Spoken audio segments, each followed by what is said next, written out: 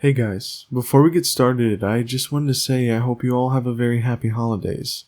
Whether that be spending it with your friends or family, traveling, or just getting some much needed downtime. I also want to say I'll be taking a small break from the channel for the next few weeks, as I've been feeling very burnt out as of recent, and I just feel very creatively drained. But I will be coming back in the new year with more amazing content, so please stay tuned for that. And last but not least, I wanted to shout out Killer Orange Cat for helping me out with this video. He's a YouTuber I've worked with in the past. He has over 600 amazing videos on his channel, so please be sure to go over and check him out after this.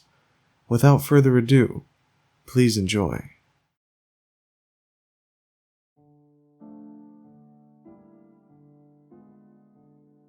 This isn't much of a Christmas-related story, as it was a story that happened around Christmas time. I was a teenager at the time, and this happened about a week before Christmas. My family already had our tree up and decorated, and all of our lights were all on in the yard. My family used to always keep the lights on, and I was getting a bit sick of Christmas at that age, and I was even sicker of Christmas entertainment and decoration. My parents and my younger brother and sister went to my grandma's house that year. It was a bit of a drive, and then we stayed a few days. I was 17 at the time, and I'd stopped going on that visit when I was 15. So this was my third year, getting to spend some time by myself at home. One of the very first things I did when they left was turn off all the lights in the yard and all the decorations. And I didn't turn on the Christmas tree at all. I, in fact, kept the lights off pretty much the whole time. I didn't hold any parties when my family was gone. I was just happy to be alone. And instead of watching corny Christmas stuff on TV, I watched as much horror as I could during the time. It was the third night that I was alone, that I didn't stay up as late as I had the other nights. I was feeling tired and just needed some sleep. In fact, I didn't even manage to stay up until midnight that night. A noise woke me up.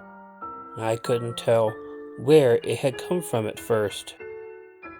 My eyes darted around the room, wondering if it was in my room. It definitely seemed like what I had heard was either an animal or a person on the first floor of my house. I didn't want to call the police yet because I really wasn't sure what was going on. It could have been a small squirrel or something like that, but I wanted to be sure. I crept over to my bathroom and I looked to see if there was anything there that I could find and use as a weapon. Looking under the sink, I found a thick piece of 8-inch pipe that was not connected to anything. So I pulled it out. I was fortunate that we lived in a relatively newer house, so it really didn't creak when I walked around. So I was able to be quiet while walking slowly. I was sort of hoping that the cat would come with me, but he didn't even get up. Instead, I just walked over to the stairwell. I was about to go down the stairs for a look. All the lights were off, so my immediate thought was that it must have been an animal. A person would have needed to have light to see around. So at first, there was some relief. It didn't last long though. I noticed a beam of light that had come from a flashlight shine up against a wall in the living room. I immediately went back from the stairwell. I was concerned with that how quickly I jumped back that I might have made a noise. That scared me, but I wanted to get back into my bedroom. Once I did, I called the police as quietly as I could. I waited in the bedroom for the police to come. It was terrifying, and I was only able to hear a little bit of noise coming from the other room. Finally, though, I did hear a sound of a car pulling up in the driveway. I guess the police came in, and they kept the sirens off to not alert the guy. But it didn't take long before I heard the cops get into the house, and I listened to the entire arrest happen.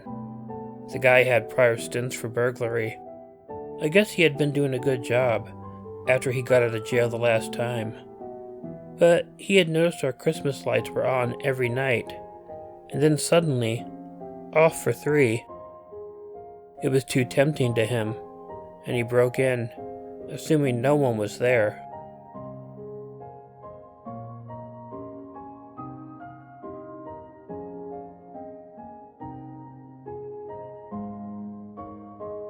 I love visiting my grandma.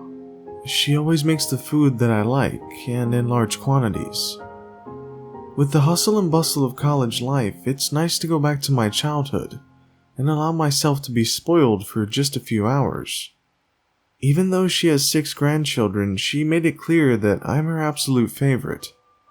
She'd often have the whole family around for dinner, and after they left, she'd bring out the good stuff she made just for me. We usually have a big Christmas dinner together with the whole family. However, as the years go by, and the younger ones start growing up, fewer and fewer people show up.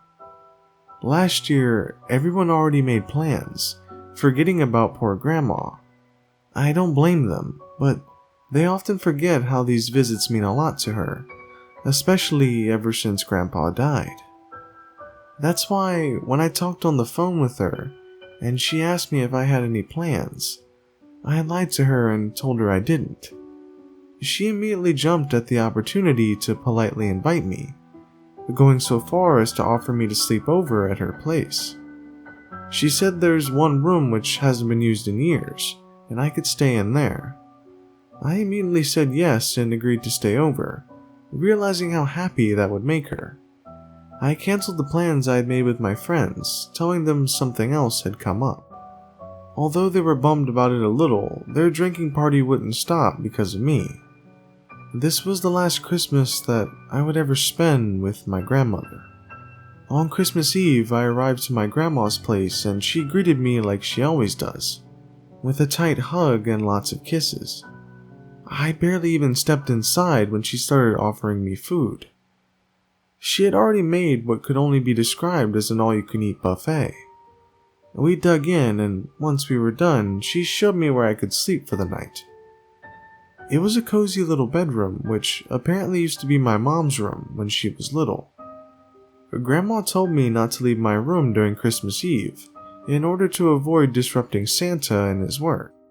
She said that if I really needed to use the bathroom, I could, but to be extremely quiet, and to not go downstairs. On the nightstand, she left a list of the things I should do before I go to bed, to ensure I get a good present. I decided to play along and abide by the rules.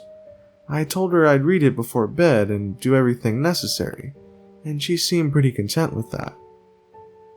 She wished me good night and left the room. I was pretty tired from the trip there, and the enormous dinner I'd eaten, so I laid down on the bed and involuntarily fell asleep within minutes. I awoke a few hours later. I glanced down at my watch and realized it was 3:01 a.m. I got up to grab a glass of water downstairs from the kitchen and groggily walked through the dark, trying to avoid any loud noise or turning on the lights, not to wake up my grandmother. I went downstairs and turned on the kitchen light, gulping down a glass of water. I glanced towards the living room at the Christmas tree, and something caught my attention under the glow of the decoration lights. There was a small plate with the tiny paper that said "For Santa." I reckoned it was cookies and milk, but when I got closer, I realized that the plate was empty. This type of red liquid was in it, and next to the plate was a small bucket. Obviously, I found this pretty bizarre, but figured that Grandma may have just forgotten to put it away or something. I turned off the kitchen light and returned to my room, just then remembering the list my grandmother had given me. I grabbed it off the nightstand and started reading. "Dear James, thank you for visiting me for Christmas. You made your grandma really happy. Now, Christmas is a little different in this house than what you're probably used to, so it's very important that you follow these rules on the list. 1. Make sure to close your windows and ensure they are closed properly. These old windows don't work properly sometimes, so if you feel like cold air is coming in, let me know. Number 2. Don't put any wood in the fireplace after 9 p.m. Santa will be really angry if it's scalding in the chimney or if there's still smoke. Number 3. You didn't forget about milk and cookies, did you? I stopped reading and chuckled at the list. Grandma clearly wanted me to follow the basic rules for Santa, like when I was a kid. But again, I decided to oblige. I continued reading the list. In this household, we don't use milk and cookies. We use raw meat and blood. I already left a bucket by the Christmas tree, and there's a raw piece of chicken I put on the plate. Santa sure loves his diet. Number 4. If you are woken by the sound of scratching or knocking on your window, ignore it. Your room is on the 2nd floor and there's no way to reach up to it. In fact, it's best not to look there. But if you see someone beckoning you, pretend they're not there. They may try to open the window from the outside. That's why it's important to keep the windows closed. Number 5. You may hear growling coming from inside the kitchen. It's okay because Santa never comes upstairs, and since I already left the chicken for him, that should satisfy him. By this point, I was sure Grandma was just messing with me. That was until I heard the sound of 3 gentle knocks on the window behind me. I froze in place, staring at the list, but practically staring through it. 3 more gentle knocks ensued, but I did my best not to give away that I heard them. Once again, there was 3 more knocks, and then the sound of scratching started. First gently and then louder, as if a rat was trying to bite through the wall. It lasted for around a minute until it completely stopped. Only when it did I gather enough courage to slightly shift my position. This was a mistake though, because when I looked down to the floor, at the light which was cast from the window, I saw the unmistakable shadow in the form of a humanoid silhouette stretched across. I couldn't tell for sure, but it looked like whoever was there held both his hands on the window and stared directly towards me. I decided that the best thing to do is to continue reading the list, just to try and distract myself. Number 6. If someone walks into your room while you're sleeping, and you happen to wake up, pretend that you're still asleep. In the worst case scenario, the person will sit on the edge of the bed and observe you, so do your best not to let them know that you're awake. If you feel their breath on your neck and it gets progressively closer, it means they've realized you're awake. Number 7. You may hear me calling you from downstairs. Don't listen to it. I will, under no circumstances, go downstairs during the night. Number 8. Last and most important rule. If you get up to use the bathroom, never, ever, ever turn on any lights in the house. He has trouble noticing you in the dark, but if you turn on the lights, he will be able to follow you wherever you go, and then not even locking your door will help. Number 9. Follow these simple rules and, in the morning, you can open your Christmas presents. Love, Grandma. The scratching and knocking had already stopped by the time I was done reading, and the shadow from the window was gone. I got into bed and covered myself over my head, shivering and not from the cold. Sometime during the night I heard my door open, but did my best to ignore the footsteps and low growling noise. I either passed out or fell asleep sometime later. But all I know is I woke up to a sound coming downstairs from the kitchen. I shot up, looking around the room and at the window, rubbing my temples and thinking about the nightmare I'd had. I left my room and immediately heard my grandma's voice calling me from downstairs to come and open the presents. I told her I was coming when I suddenly felt a grip on my wrist. I turned around and saw my grandma there, staring at me, wide-eyed. She leaned in and whispered in my ear with a trembling voice, "You turned on the lights, didn't you?"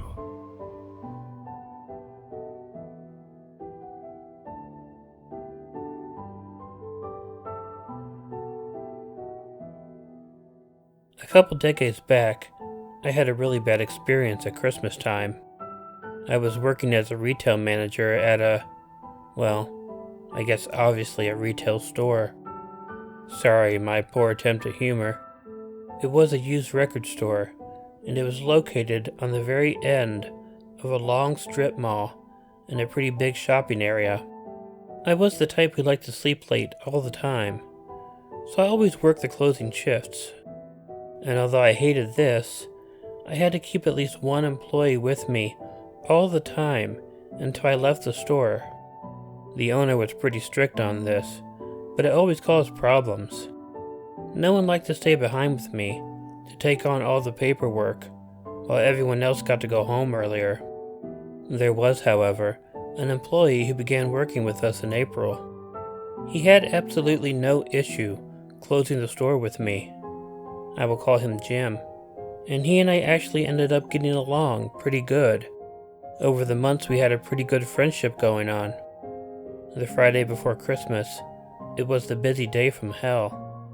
I mean, it always was, but it was worse than usual. Hell, the racks were practically all empty. I knew the owner would be super happy when he got there in the morning. I let all the employees go home, and I went back to the back to cash in the register. That was the only time that I ever opened the safe up, and of course I was happy to have Jim there in order to have someone to talk to. He went to do some cleaning, and while he was, I was doing the last part of the paperwork. I heard Jim turn off the vacuum. It was normally the last thing he did before coming back to talk to me. However, he didn't come back as quickly as he normally did. I didn't pay much attention to it at first, but I didn't hear him bringing the vacuum back either, and so I was a little bit concerned, but nothing as concerned as I was when it sounded like the bell above the door rang a little. It was fainter than normal, but it still sounded like it rang. I looked out of the office door and looked around. I was surprised to see that Jim was nowhere to be seen in the store, and the vacuum was seen in the middle of the store, and it was just odd. My first thought was that maybe Jim had to leave the store for something, but he knew he couldn't do that, especially when I'm working in the office and the safe was open. I decided to go check the door and make sure that the door was locked. The lights in the main part of the store were off, as they always were, right after the store closed. It was creepy and dark, being that it was the first time I had ever been alone in the building myself after the store had closed. As I got closer to the door, I noticed something throughout the snow. I noticed that Jim had left the store, and I could see him walking back to the store. And he was walking back and had someone with him. That definitely set off a lot of alarm bells. Well, I quickly reached forward and locked the door, and then I stepped back slightly from the door. It was then that the guy with Jim looked up at the store. He saw me standing there, and I saw the gun he quickly took out of his jacket. Jim looked confused at first, until he noticed that I was there also. Jim came running up to the store and tried to open it. He must have thought that I hadn't locked it yet, because he got very frantic when the door wouldn't open.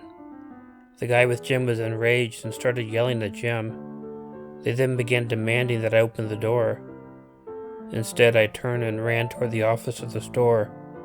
I kept expecting a bullet to somehow get shot through the window and hit me at any moment, but I was able to get into the office and to lock the door. And once I did that, I knew that I would be safe. The door was thick and secure, and there was no way that a bullet could get through it. I called the police, and I didn't come out until I was 100% sure that they were out there. When they arrived, the store owner arrived about that time too. Jim was completely long gone though. Being that he was an employee, he wasn't really that hard to find though. I guess he got greedy from seeing how much money we had and planned on robbing us.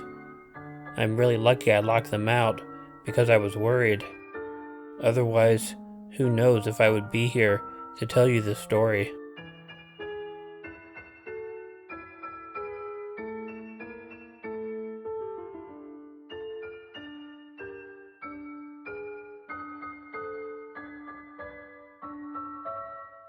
I'm sending this story sort of at the last minute, but I hope you will consider it for your Christmas video if you have the time.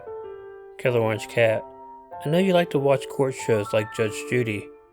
I've watched a lot of them over the past couple of years myself, and when I did, there were certain things that I noticed.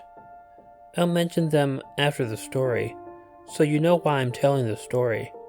This happened back when I was in college. I didn't have the money to go home and visit my family for Christmas, but a professor, who must have known this, though I cannot remember how, knew that I loved McDonald's Filet-O-Fish sandwiches, so he got me a reusable gift card to McDonald's. On Christmas Eve, I decided to go to the place and get myself a couple Filet-O-Fish sandwiches. There were a few other people in the place with me. Most of them were there by themselves. There was one father there with two of his children. I wondered if they were low on money like I happened to be. And that was when someone who seemed like a student came into the place. He was trying to order some food, a combo meal, but he was like short on money. I remembered that my professor gave me the gift card because he felt bad that I couldn't go home. I really thought it could actually be the best Christmas present I could give myself if I could help this other student out. I paid for the entire meal using my gift card, and although it meant less for me, it actually meant more since I was helping someone out. The guy finished his meal, and he left the restaurant before me. I remained behind and watched it snowing outside. After I was finished, I decided to walk back to my dorm room. I wasn't outside very long when I noticed that someone had been standing behind the McDonald's, and they came out nearly right when I got to the sidewalk. I tried not to look at them much because I didn't want to seem weird. There is this little shortcut that I take that goes behind a building, and there are some trees there. I walked there and I suddenly heard loud and quick scrunches in the snow behind me. Startled, I turned around, just in time to see someone hit me from behind and knock me on the ground. I twisted around and fell, but he grabbed me and pulled me over. When I realized who it was the student that I had bought the meal for. The guy roughly went through my pockets and found my wallet. He took my wallet and went through it. The guy stole my school ID, my debit card, and my gift card. The school ID connected to an account that you could use the vending machines at the school on. That's why he probably took it. Taking those, he threw the wallet down and ran off in the snow. I felt horrible getting up. How could someone you have helped out do something so horrible? Well, one fortunate thing happened to me that day. The kid didn't get very far. There was a campus police officer sitting in his car behind the building. I think he was having a Christmas drink and hiding while he did it. He watched the entire thing. He quickly got out and stopped the kid. I was able to get back all my property within a few minutes, and the kid got arrested, and he could have been expelled from school. The reason I mentioned court shows is this. I always watch people on those shows promise to never help another person again after they are hurt, and at that moment, I could understand how they felt. But I didn't feel that way. I went to judicial affairs and was able to help the kid not get expelled from school. And people do crappy things, and some have good, and some have bad reasons. But I hope to think that if you can help out someone who hurt you, maybe that person will be less likely to hurt other people in the future. I don't know, really. I just hope.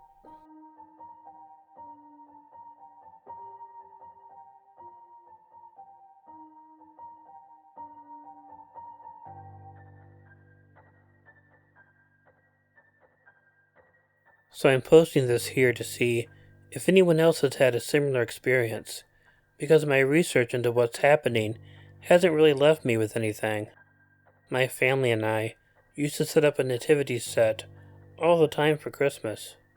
It sits right on the table, under the TV in the living room.